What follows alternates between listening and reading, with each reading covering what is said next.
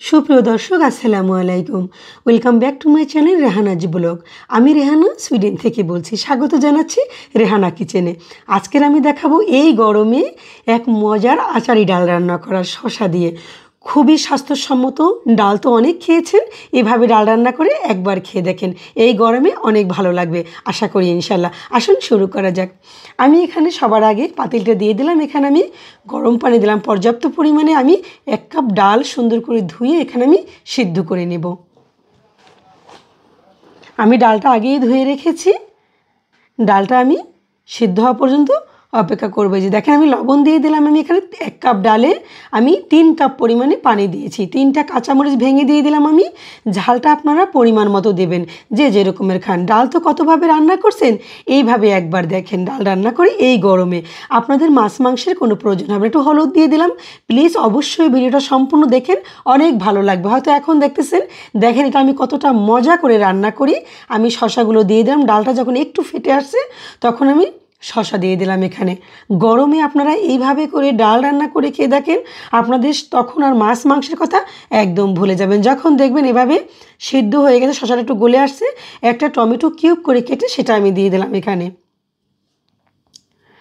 আমি এখানে অপেক্ষা করতেছি এটা একটু গটগটানো হওয়া পর্যন্ত, আর একটু যাতে ভালো করে সিদ্ধ হয় সেই পর্যন্ত আমি অপেক্ষা করতেছি। এখন আমি এটাকে ফোড়ন দিয়ে দেব। দেখেন কতটা সহজভাবে এই আচারি ডালটা আমি রান্না করতেছি। আমি এখানে তেল দিয়ে দেব পরিমাণ মতন। আমি 1 চামচ পরিমাণে জিরা দিয়ে দিলাম আস্ত। আমি শুকনা মরিচ 2টা ভেঙে দিয়ে দিলাম এখানে। এইভাবে আপনারা দিবেন, দেখবেন এটার ফ্লেভার আসবে অন্য রকমের। শুকনা মরিচ ভেঙে আমি এখানে দিয়ে দেবো, এবং আস্ত আমি এটা একটু হালকা ভেজে আমি এখানে আস্ত কিছু মরিচ দিয়ে দেব, যাতে বেশি ঝাল না লাগে ডালটায়। এই যে আমি 3টা আস্ত মরিচ দিয়ে দিচ্ছি শুকনা। আমি এখানে রসুন কুচি দিয়ে দিলাম। আমি এখানে প্রায় একটা বড় রসুন হবে, এখানে প্রায় 3 টেবিল চামচ পরিমাণে রসুন হবে। পেঁয়াজ কুচি দিলাম আমি 1 মুঠো পরিমাণে। এটা আমি লাল লাল করে সুন্দর করে ভেজে নেব। এখন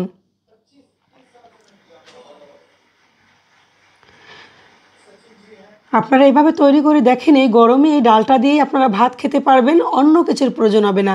এখন আমি ডালটা এখানে দিয়ে দেব। আরেকটু অপেক্ষা করেন, কষ্ট করে আচারি ডালটা কিভাবে হবে সেটা আমি দেখাচ্ছি। একবার অন্তত ট্রাই করবেন প্লিজ, এই সহজভাবে আপনারা এই রান্নাটা, এই ডাল রান্নাটা।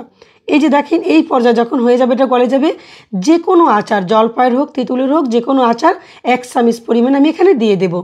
এখন এই ডালটার স্বাদ অন্য রকম হয়ে যাবে, আচারি ডাল হয়ে যাবে।